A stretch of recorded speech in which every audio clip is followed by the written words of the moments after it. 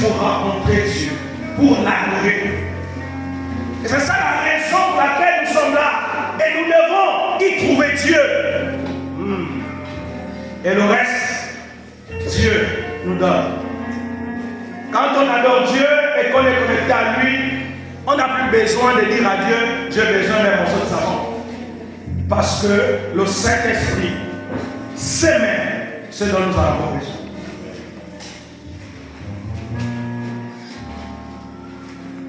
Pour ceux qui cherchent Dieu, nous sommes dans une dimension de la nation en ce moment. Et le Saint-Esprit a mis la pensée dans ces derniers temps de parler de la nation.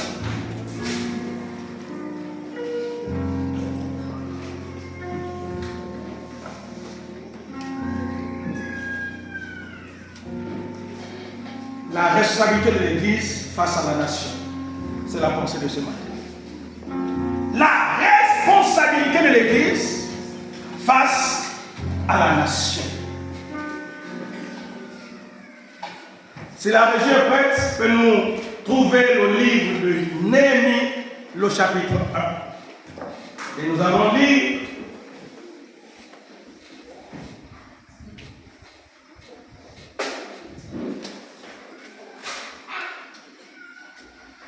les premiers versets. Néhémie, le chapitre 1. Les premiers versets. Il est écrit parole de Néhémie. La 20e année, comme j'étais à Suse, dans la capitale, Anani, l'un de mes frères, et quelques hommes arrivèrent de Juda. Je leur questionnais au sujet des Juifs réchappés, qui étaient restés de la captivité, et au sujet de Jérusalem. Ils me répondirent, ceux qui sont restés dans la captivité sont là dans la province, au comble du malheur et de l'opprobre. Les murailles de Jérusalem sont en ruine et ses portes sont consumées par le feu. Verset 4. Lorsque j'ai entendu ces choses, j'insiste sur le verset 4, lorsque j'ai entendu ces choses, lorsque l'Église a entendu ces choses, je m'assis. Première attitude. 2. Je pleurais. Deuxième attitude. Et je fus plusieurs jours dans la désolation. Troisième attitude. Je jeûnais et je priais devant le Dieu des cieux. Quatrième attitude. Verset 5. Et j'ai dit, ô Éternel, Dieu des cieux, Dieu grand et redoutable, toi qui gardes ton alliance et qui fais miséricorde à ceux qui t'aiment et qui observe tes commandements. Que ton oreille soit attentive et que tes yeux soient ouverts. Écoute la prière que ton serviteur t'adresse en ce moment. Jour et nuit, où tes serviteurs, les enfants d'Israël, en confessant les péchés des enfants d'Israël, nos péchés contre toi, car moi et la maison de mon Père, nous avons péché. Au verset 7. Nous t'avons offensé et nous n'avons point observé les commandements, les lois, les ordonnances que tu as prescrites à Moïse ton serviteur. Au verset 8. Souviens-toi de cette parole que tu donnas, que tu as donné à Moïse ton serviteur, de prononcer lorsque vous pécherez, je vous disperserai parmi les gens. Et le verset 9. Mais si vous revenez à moi et vous observez mes commandements et les mettez en pratique, alors quand vous serez exilés à l'extrémité du ciel, de là je vous rassemblerai et je vous ramènerai dans le lieu que j'ai choisi pour que vous y faites résider mon nom. Alléluia. Béni soit.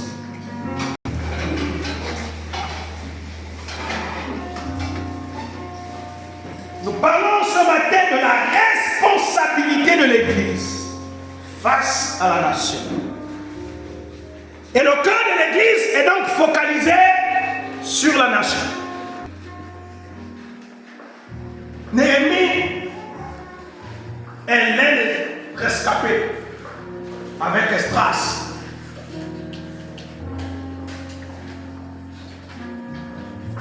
Rescapés dessus de Babylone.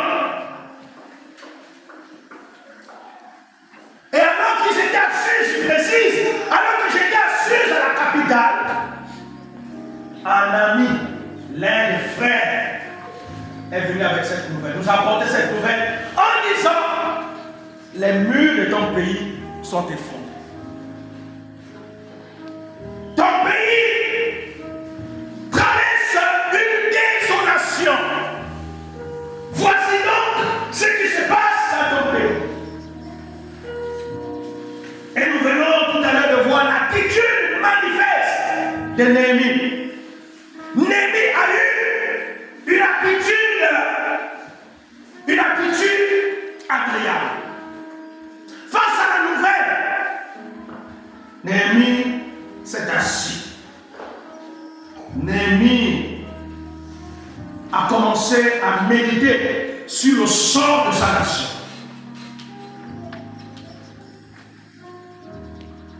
On est ici dans un contexte de la captivité, un contexte de l'esclavage.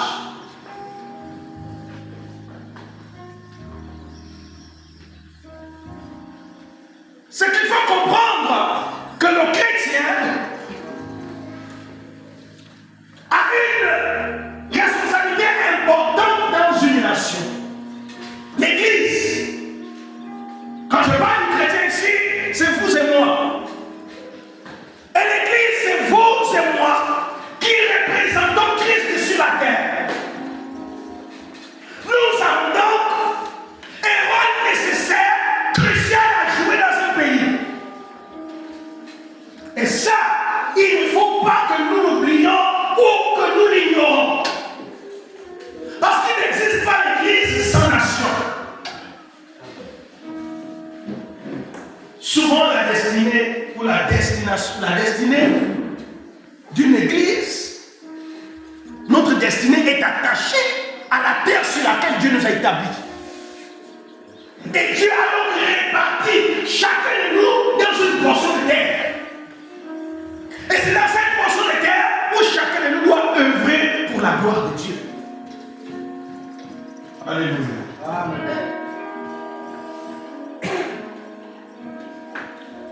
Ce matin, on va deux responsabilités de l'Église. En grand 1, j'ai intitulé Comprends le rôle de sa double nationalité. Il faut comprendre le rôle de ta double nationalité.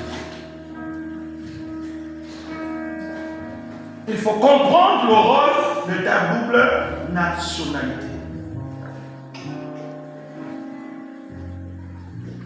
Il est important, Église, de comprendre qu'en tant qu'homme,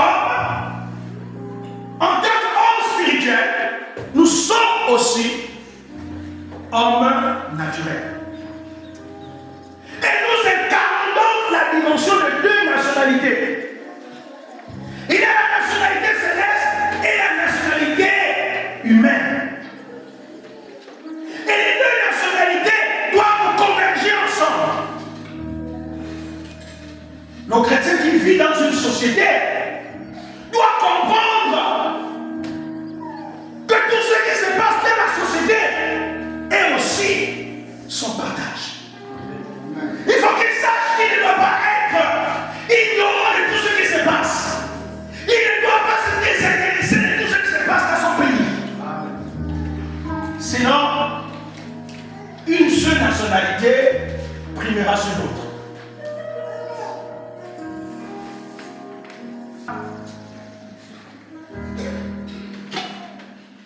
Il ne doit pas dissocier sa nature céleste à celle humaine. Le chrétien ne doit pas dissocier sa nature céleste. Bien aimé, il faut comprendre ce matin que lorsque nous faisons une lecture véritable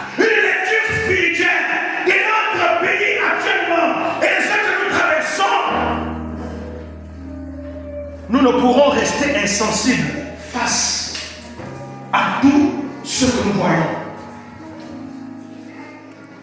Le chrétien est céleste, mais il est aussi humain. Et sa position se manifeste, sa dimension spirituelle et sa dimension sociale doit converger pour le bien-être de la nation. Souvent, nous avons laissé les affaires de la nation à une catégorie de personnes. Nous pensons que le chrétien s'occupe seulement de tout ce qui est spirituel. Nous pensons que le chrétien n'a pas droit à un regard véritable sur les affaires de la cité du pays. Laissez-moi vous dire que Dieu ne nous a pas établis en forêt. Dieu ne nous a pas établis sur une minuscule partie, mais il nous a établis sur toutes les nations et sur toutes les sociétés. Amen. Et nous avons donc cette responsabilité de nous affirmer. En tant qu'Église, tu dois t'affirmer là où tu t'es établi. Bien-aimés, arrêtons d'abandonner la société à une catégorie de personnes. La société n'appartient pas seulement aux hommes politiques. Mais la société ici appartient d'abord à l'Église. Et chacun de nous doit y contribuer d'une manière ou d'une autre. Il faut donc comprendre que chaque dimension de la société implique une dimension personnelle et responsable. L'Église est une entité responsable, est une institution responsable. Et il est vraiment crucial de comprendre ce que l'Église doit apporter. Je suis céleste, je suis spirituel, mais je vis sur la terre. Je suis homme et je suis aussi confronté à toutes les réalités que mes semblables traversent sur la terre. Se désintéresser de tout ce qui se passe dans mon pays, c'est complètement laisser la patrie à une catégorie de personnes. Le psaume 11, est-ce que là je peux trouver ce passage? Le psaume 11, les vers 3.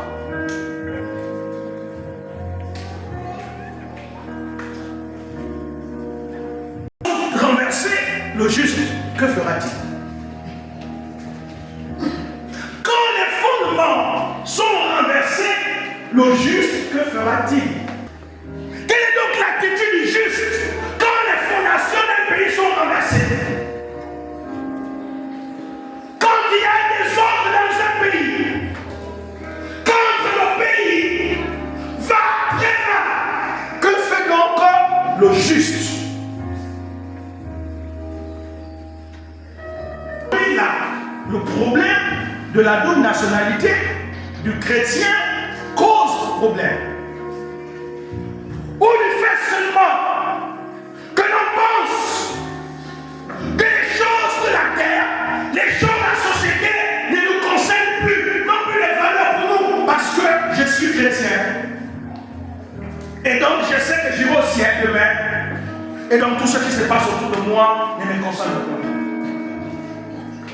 C'est sidérant de voir les lois du pays être basses et l'Église ne dit rien.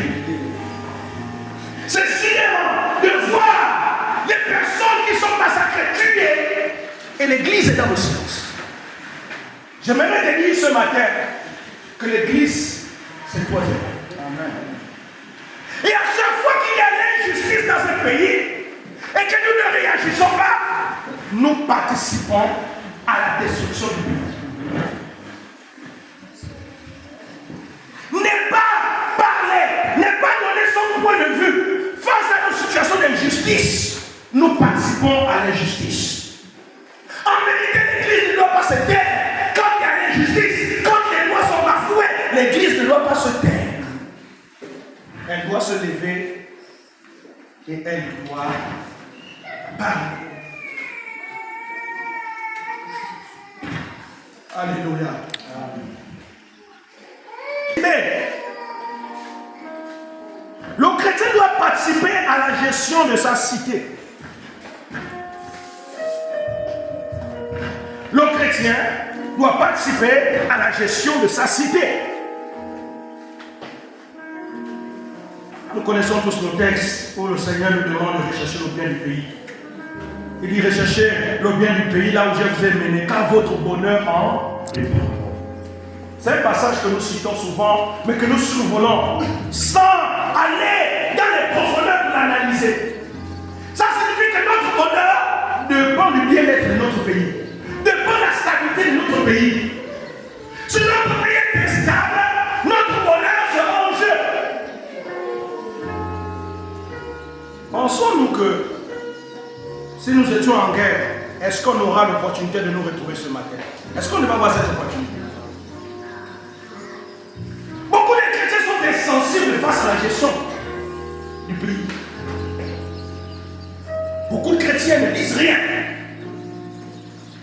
Vous savez, nous prions, oui.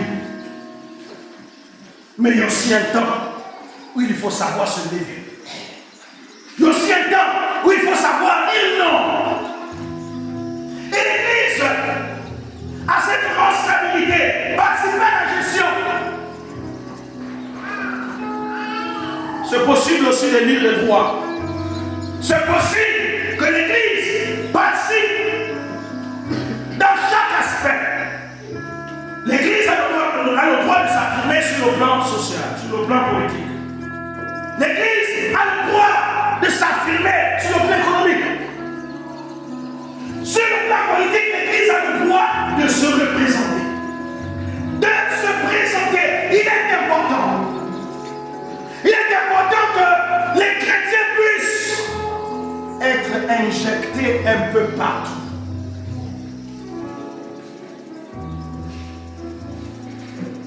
Il y a, je pense, 1 an ou 2 ans en arrière, nous avons tous été surpris par le Parlement de notre pays qui a voté des lois iniques. Qui a voté des lois iniques. Alors je vous dis ceci. Si on avait un chrétien, si on avait notre Parlement à 120 députés, si on avait même 50 députés, ou la moitié, pensez-vous que cette loi unique devait passer? C'est parce que l'Église est absente de l'appareil étatique.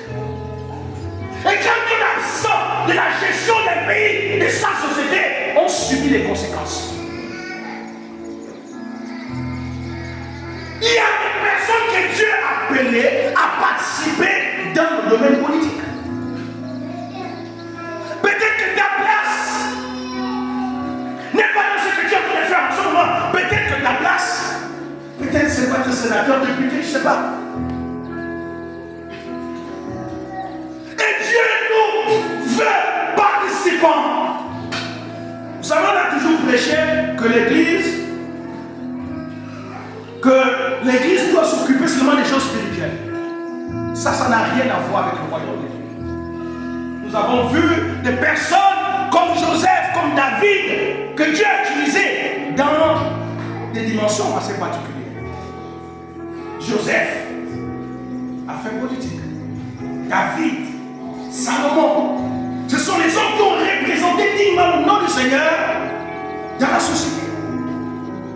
Et il faut que nous comprenions ça, que plus on est absent, plus l'ennemi va contrôler.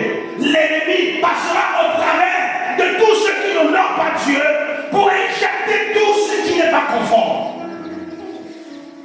à la parole de Dieu.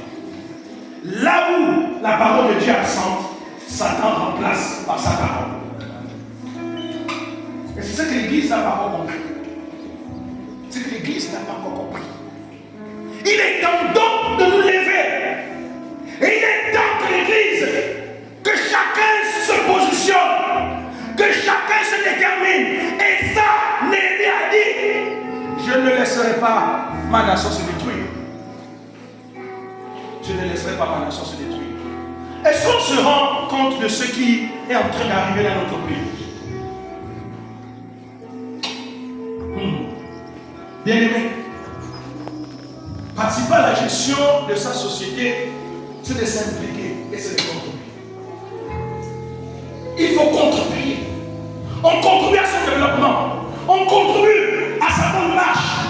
On contribue à sa stabilité. Afin que la justice et la réglementation soient pour tous. La loi ne doit pas être pour une partie de personnes. La loi, on l'applique pour ceux qui sont pauvres. Alors que ceux qui commettent l'injustice sont là libres. Ils errent.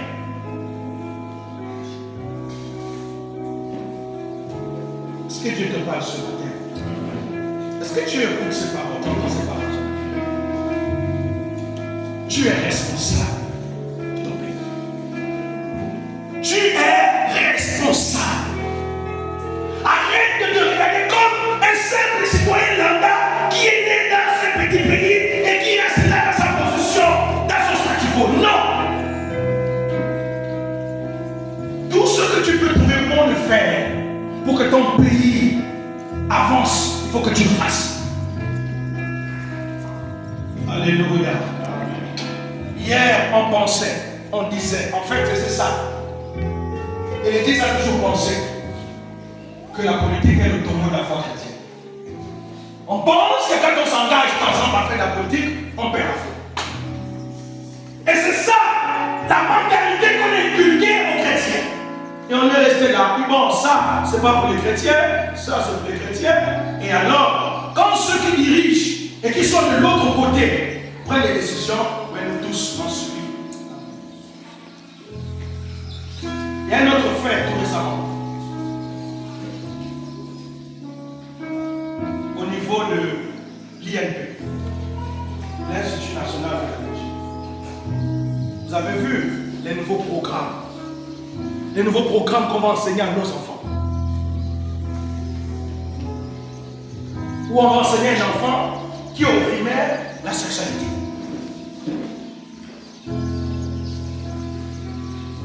Un enfant qui est innocent, on va l'enseigner de telles choses. C'est pour conduire le pays. C'est pour conduire la destinée ou les nations à la dérive. Et ça, je vous dis, ce qui se passe au Gabon, c'est que Satan aide de s'infiltrer partout. Je ne sais pas si les chrétiens voient ce qui se passe spirituellement. Satan a trouvé une stratégie au Gabon. Il est en train de s'infiltrer partout. Il s'infiltre dans l'éducation pour tuer l'avenir de la nation.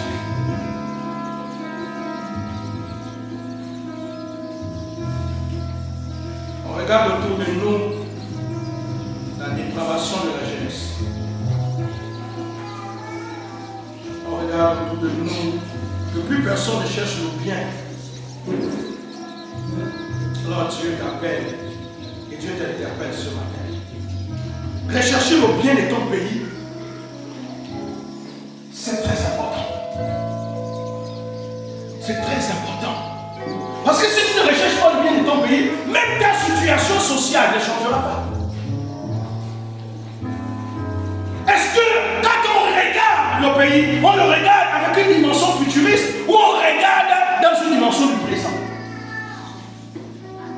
Mais dans 10 ans, dans 20 ans, que deviendra tes enfants? Dans 30 ans, que deviendra tes enfants?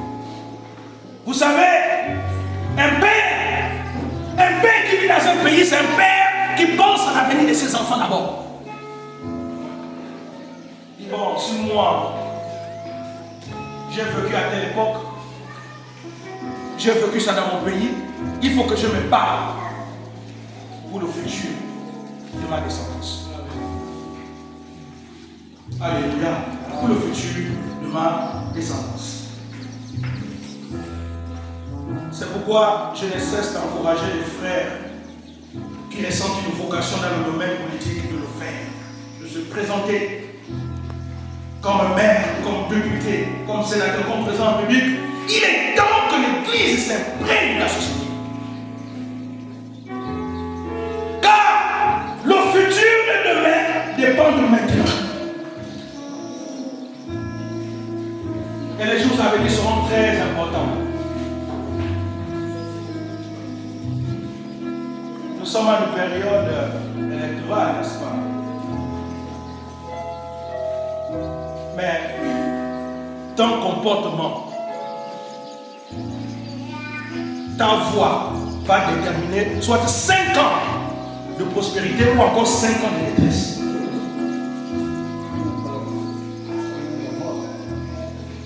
Ça, il faut que nous le sachions. Vous savez, écoutez-moi bien, quand l'Église s'implique,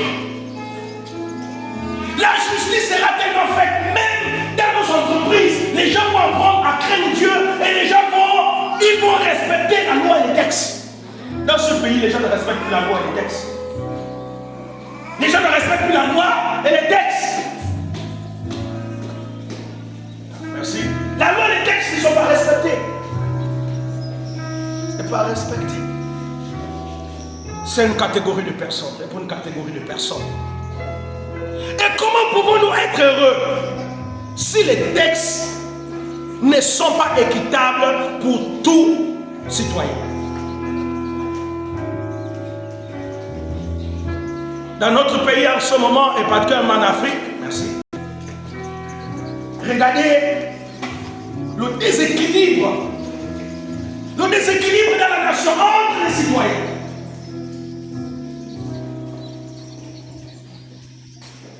Regardez ce qui se passe autour de nous. Et regardez l'attitude même de l'Église.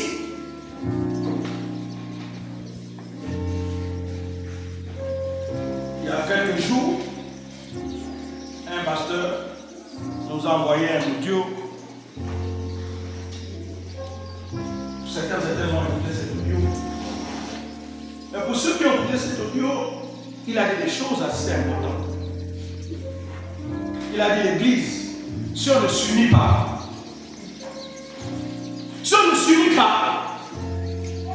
la franc-maçonnerie est en train vraiment de prendre l'ampleur dans notre pays. Si toi, chrétien, tu ne te lèves pas, ne t'étonne pas que c'est les francs-maçons qui vont te diriger. Celui qui dirige a le pouvoir sur toi. Celui qui dirige, il fait quoi? Il impose ses règles. Et c'est ce qui se passe. Si on est dirigé par les francs-maçons, alors ils imposeront leurs règles. Et nous subirons. Demain, nous mourrons. Et nos enfants.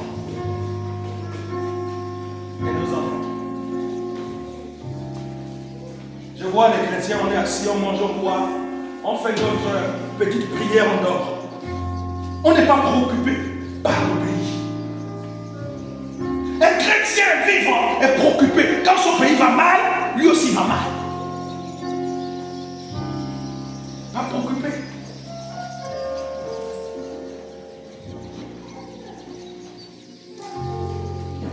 Petit C, le chrétien doit dénoncer le mal.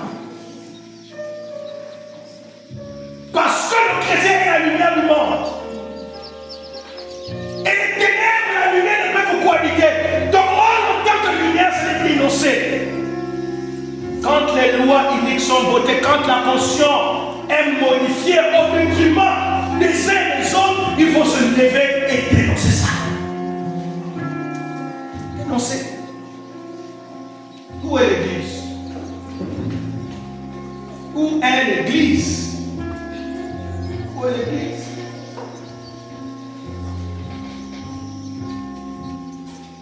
Lorsque ces gens ont voté l'homosexualité, vous savez, je vais vous dire, nous n'avons pas de véritable parlement dans notre pays. Je n'ai jamais eu peur de le dire. La mort, là, tout le monde va mourir. On va tous mourir.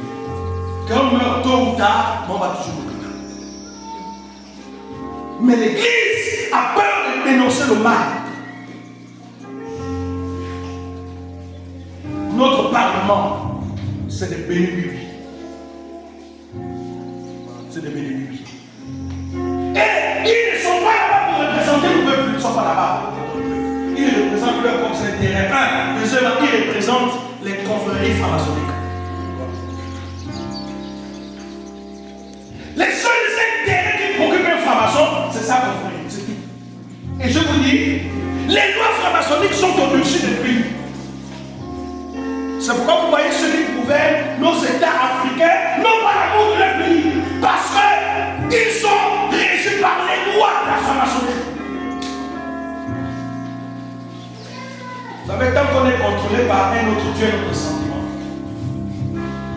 l'amour de ceux qui est légitime ne nous intéressera pas. Alors si l'Église commence à s'impliquer pour dire, il faut que je me présente et que je vais défendre le pays au Parlement, il faut que j'aille.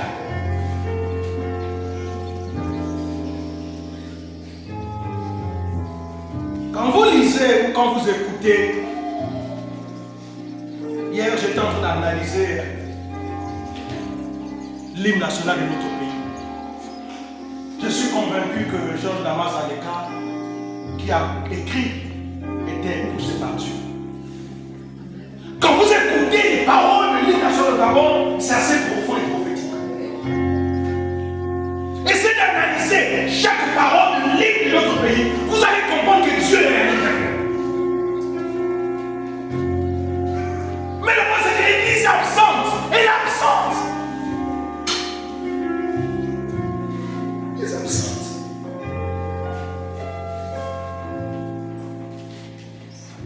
Un jeune Gabonais a été abattu dans son sommeil. Alors qu'on avait reçu à le désarmer. Comment peut-on tirer froidement sur quelqu'un qui a été désarmé et on tire encore sur lui? Je n'ai pas vu l'Église se lever. L'Église n'a rien dit. Moi j'ai cru sur un Dana, j'ai dit sur un Dana. Que dit l'Église? Que dit le peuple national? Tout ça comme réponse, c'est qu'il faut prier.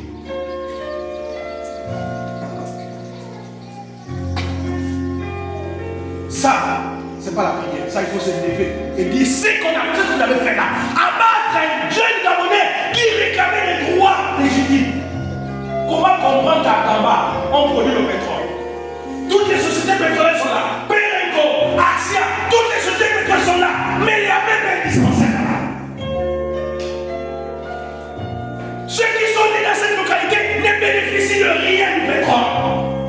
Quelle grande injustice. Le pétrole, ça va chez les Occidentaux. Ce sont eux qui bénéficient. Et ça va dans les poches de ceux qui sont assis sur les trônes du Gabon. Alors qu'un jeune citoyen se lève pour dire ce n'est pas normal. Comme on produit le pétrole ici, il y a même pas un dispensaire. Nous on souffre, on vit dans la souffrance. Parce qu'il a dénoncé ça. Il faut aller là.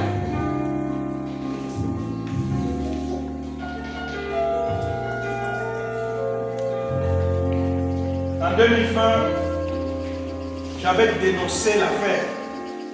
Et vous savez, on a envoyé la police, ils sont venus me prendre à la maison. On m'a amené au commissariat. Ça c'est passé à moi là. Que le seul pasteur là, c'est qui a dénoncé. On est venu me prendre à la maison. Ils m'ont amené à la police. Mon épouse est là. Ils m'ont gardé là, après, j'étais assis aussi. J'étais assis. Ils m'ont dit, pasteur, ce que vous avez dit est vrai. Mais même nous-mêmes qui sommes venus vous prendre là, on ne sait même pas. Mais on obéit, ce n'est pas. En fait, on est contre ça. Parce que ce que vous avez dit est vrai.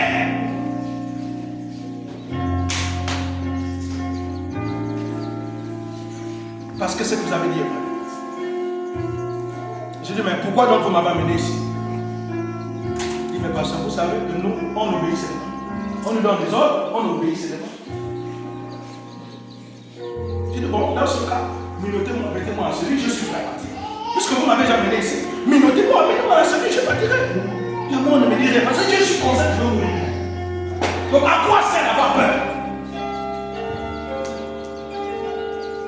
Oh non, personne ne peut pas faire ça, vous n'avez rien fait. Où est l'église? Où est l'église? Quand la nation va mal, Néhémie a dit, j'irai rebâtir. chrétien comme vous et moi. Il s'est levé, il a dit moi, j'irai. Moi, j'irai.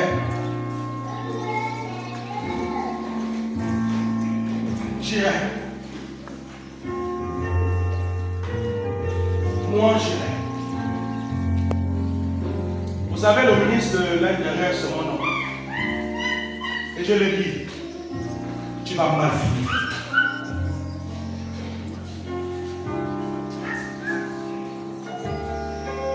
Et c'est pourquoi il m'adresse la parole.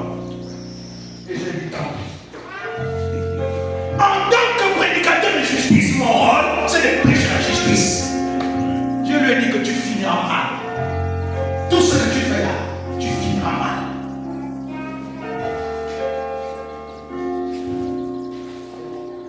Et le devoir de l'église, c'est de prêcher la vérité. Il faut prêcher, il faut dénoncer, il faut parler.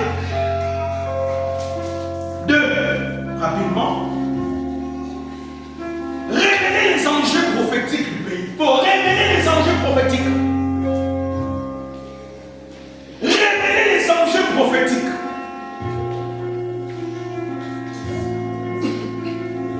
Petit A, qu'est-ce que Dieu est sur le point de faire dans le pays? Qu'est-ce que Dieu est sur le point de faire?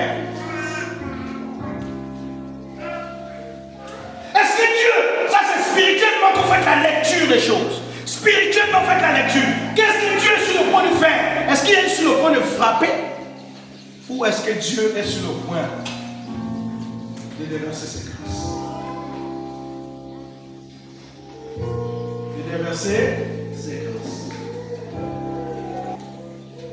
En tant qu'homme spirituel, lorsque nous faisons une lecture,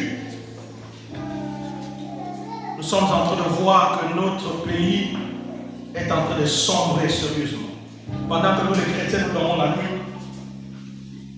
Mais les ennemis du Gabon travaillent. Ils travaillent. Pendant que nous vaquons à nos activités, il y en a certains qui travaillent de jour comme de nuit, qui mettent en place une stratégie afin de déstabiliser et de détruire. Où est le cœur de l'Église? Où est le cœur de l'Église?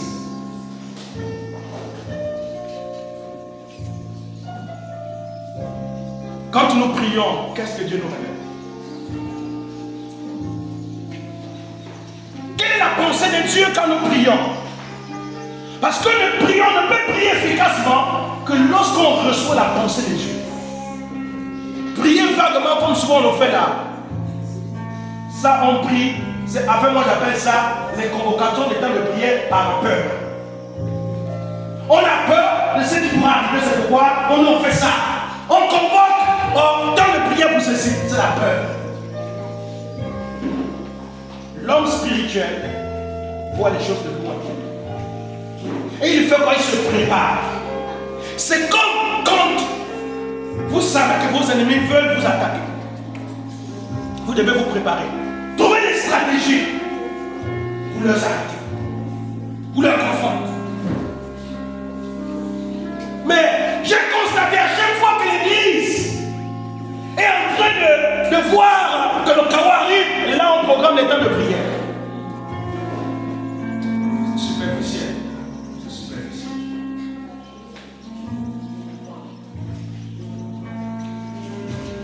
Prions dans le but de demander au Père, dis-nous ce qui va arriver au Père. Montre-nous ce qui se prépare spirituellement. Est-ce que nous allons sombrer dans un chaos ou est-ce que nous allons passer du chaos? Montre-nous. Ce que je sais,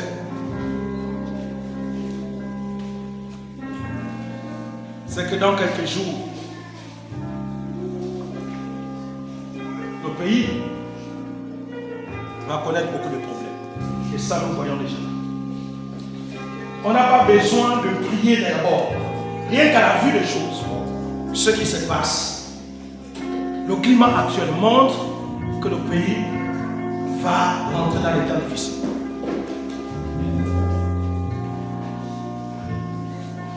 il va rentrer dans l'état de Christ.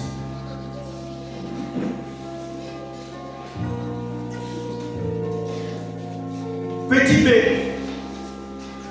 Il faut interpeller la nation.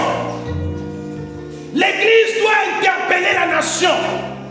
Ils vont dire ça. On n'a pas le droit d'arracher ainsi. On n'a pas le droit d'arracher les terrains ancestraux aux personnes. Je ne sais pas si vous avez suivi ce conflit qui se passe aux côtés de Cap Espérance.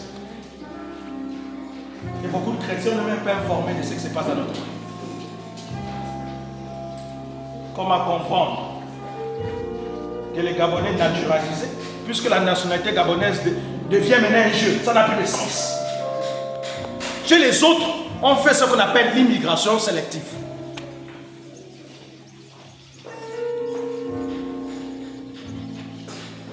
Certains Gabonais nationalisés s'accaparent des terrains ancestraux.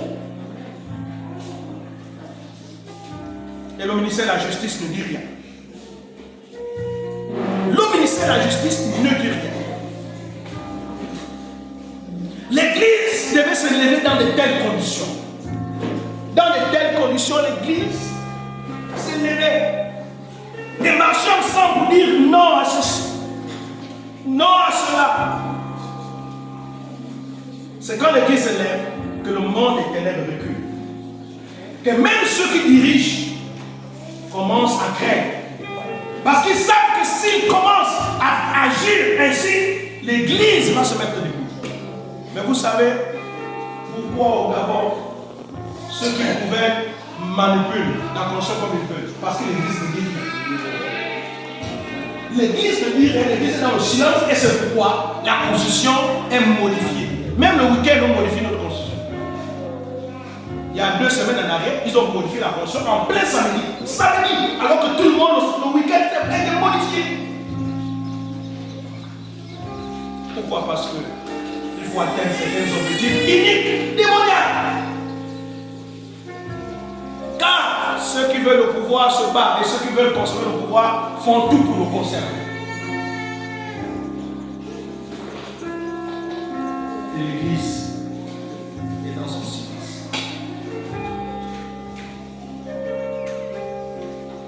Vous le savez, comme moi, que celui qui ne dit rien dans des situations particulières, il compatit. Il compatit au mal. Il est participant. C'est comme si on venait et puis on tuait, on tirait quelqu'un devant vous. Et vous êtes là et vous passez. Vous aussi, vous êtes pareil que celui qui tue la personne.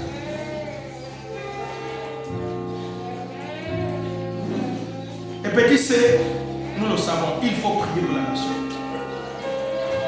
Prier pour la nation, nous le faisons déjà. Mais là encore, il faut l'orientation spirituelle. Pour mieux prier, pour que nos prières puissent produire des résultats.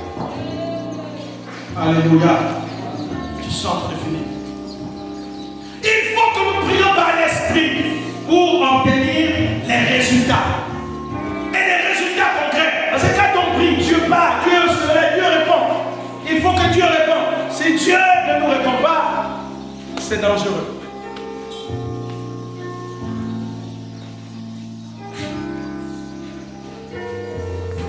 Alléluia.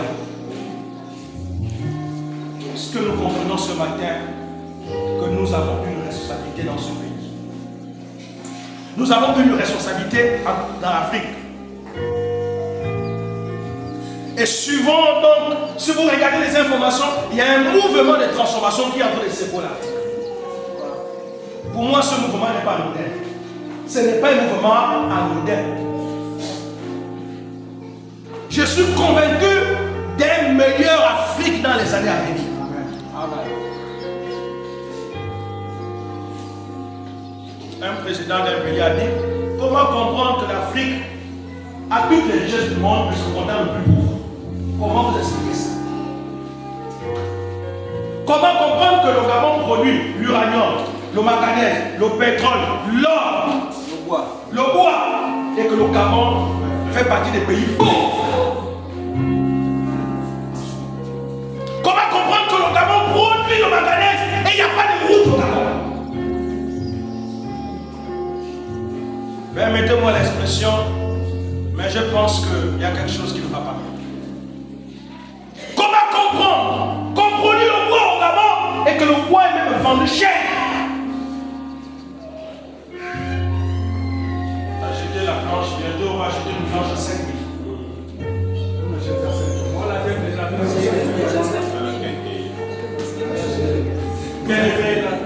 C'est ça la réalité de notre pays. Que faisons donc nous l'église? Qu'est-ce qu'on fait? Qu'est-ce que donc l'église ont fait? Qu'est-ce qu'on fait? Qu'est-ce que nous faisons?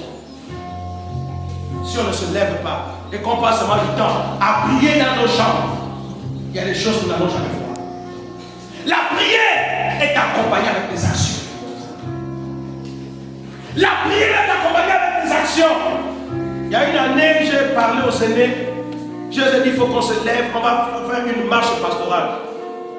Ils m'ont dit, ça là, ce que tu dis là, c'est pas biblique. J'ai dit, Seigneur, on lit la même Bible là. Dans la Bible, là, vous n'avez pas vu les gens qui ont marché. Dans la Bible, vous n'avez pas vu les chrétiens qui se sont levés. Quand Aman a décrété la mort de tous les juifs, qui ont fait les juifs? Ils se sont assis, ils ont entendu la mort. Je me demande, c'est quelle Bible qu'on lit? N'est-ce pas Mardochée s'est levé avec tous les juifs de Sus? Ils ont gêné, ils ont prié, ils ont fait des marches. S'ils n'avaient pas fait ça, le malheur est déjà là. Parce que l'église est dans le silence.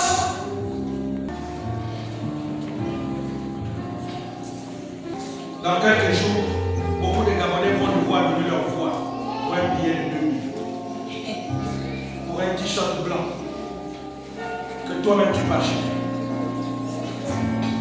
C'est triste. C'est vraiment triste. On viendra te tromper et on va te donner 5 000 francs. C'est comme si ta vie équivaut à 5 000 francs. C'est comme si ta valeur, c'est 5 000 francs. Et ça, c'est tous les 7 ans que ça se fait. Tous les 7 ans, ça se fait dans ce pays.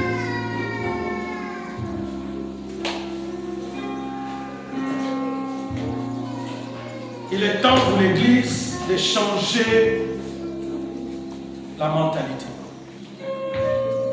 Et il est temps d'affirmer notre responsabilité dans ce pays. Il est temps, quand tu as la possibilité de dénoncer ce qui n'est pas bien, il faut dénoncer. Mais comment allons-nous dénoncer si nous-mêmes on est dans les compromis? Si nous-mêmes on est dans des choses bizarres? Au travail, on ne connaît même pas que tu es chrétien.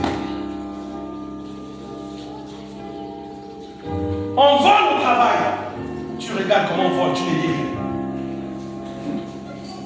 On manifeste l'injustice à ton collègue, tu es là, tu ne dis rien.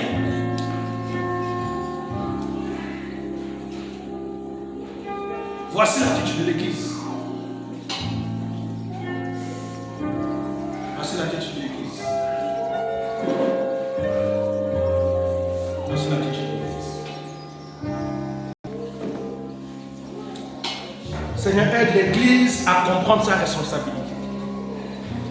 Aide-nous, ouvre nos yeux, que nous comprenions ce que Néhémie Esdras a compris, ce que Mardochée, ce que Esther a compris. Car notre avenir en dépend du bien-être de notre pays. Nous ne savons pas en totalité ce qui nous attend dans ce pays. Tu nous as révélé qu'une infime partie des choses. Mais la totalité de la révélation des choses à venir, c'est toi qui as mis dans ton cœur. Et nous te prions ce matin de nous parler. Et de réveiller, comme tu as réveillé l'esprit de Zorobabel, réveille nos cœurs, réveille ça. Réveille l'église qui dort. Réveille l'église qui est complètement désintéressée de tout ce qui se passe dans son pays. Réveille-nous. Quel pays allons-nous laisser à nos enfants? Vous savez, un père qui ne pose pas cette question, c'est un père qui a le problème. Quel pays vas-tu léguer à tes enfants? Quel genre de pays les enfants vont habiter? Est-ce qu'ils vont toujours continuer à travailler et à être payés en monnaie de singe? Mais si moi j'accepte qu'on me paye en monnaie de singe aujourd'hui, et mes enfants, donc je sais accepter qu'on les paye en monnaie de singe demain. Donc nous, et moi et mes enfants, nous sommes esclaves. Où est donc la mort de Jésus? À quoi sert donc la mort de Jésus?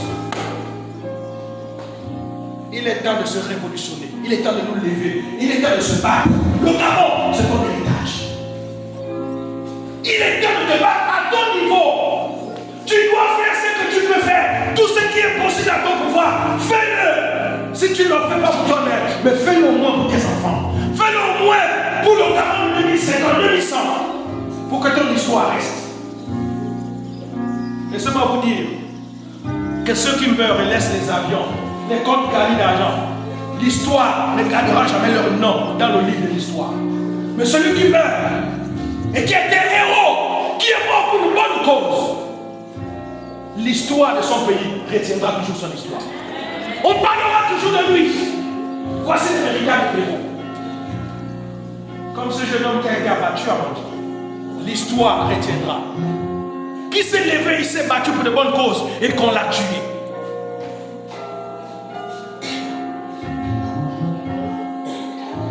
Et qu'ils ont même mutilé son corps. Ils ont prélevé certains organes dans son corps pour de pratiques démoniaques. Pourquoi retenir un corps qui est déjà mort? Pourquoi on retient un corps qui est mort? Alors on se pose la question, pourquoi on retient un corps qui est mort alors que la famille demande le corps de leur enfant pour aller enterrer? On refuse de donner le corps. Pourquoi? C'est pour les pratiques occultes. Parce qu'on sait qu'on a fait quelque chose qui n'est pas bien. Et l'église regarde.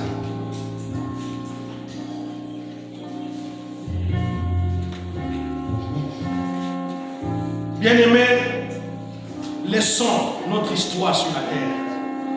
Il faut que tes enfants s'inspirent de toi. Diront, mon père a combattu le bon combat. Mon père était sénateur, mais il s'est battu toute sa vie au Sénat pour les causes nobles. Pour les causes nobles. Et il est mort pour les causes nobles. Ma mère, elle s'est battue pour les droits des femmes, pour le mouvement de ceci. Elle s'est battue, elle a œuvré, elle a créé même une association qui combat ceci. Créons même des associations, mon Dieu. Créons des associations et dénonçons le mal. On ne dénonce pas le mal quand on est déjà mort. On dénonce le mal quand on est encore en vie. On fait quelque chose quand on est encore en vie. Qu'est-ce que l'histoire de ton pays retiendra de toi? Qu'est-ce que l'histoire de ton pays retiendra de toi?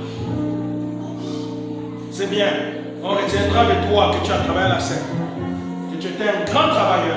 Ça, c'est l'histoire de la scène. Mais l'histoire de la scène n'est pas toute l'histoire du pays. Qu'est-ce que ta famille retiendra de toi? Le nom que tu portes. Les valeurs qui t'ont été inculquées depuis ton enfance. Quel héritage laisseras-tu à tes parents, à tes enfants? Beaucoup de parents meurent sans laisser le véritable héritage à leurs enfants. Je ne parle pas de l'argent, je ne parle pas de maison. Je parle de ton histoire en tant qu'être humain. Église du Seigneur. Il est temps de se lever. Je bénis Dieu pour la révolution qui est en train de souffler en Afrique de l'Ouest. Je bénis le Seigneur pour cela. Et ma prière est que cette révolution souffle en Afrique centrale, parce que l'Afrique centrale, c'est carrément le bois dur. C'est l'épicentre de tout le système occidental, l'Afrique centrale.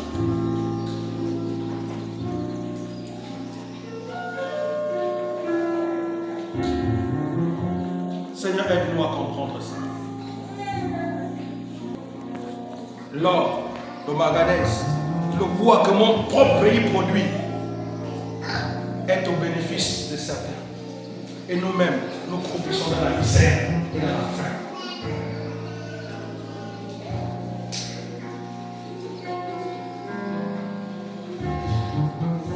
Il est temps, Seigneur, Seigneur, que tu réveilles une génération de héros dans notre pays. Une génération de héros en Afrique. Une génération de héros, ceux qui vont se lever comme Mardochée. Ceux qui vont se lever comme Esther. Ceux qui vont se lever comme Ruth. Ceux qui vont se lever. Et enfin de se battre pour des causes nobles. Enfin de se battre pour la justice, l'équité. Enfin de se battre pour le droit de tous. Où l'intérêt commun va primer dans les cœurs au détriment de l'intérêt égoïste. Est-ce qu'on peut se lever un instant?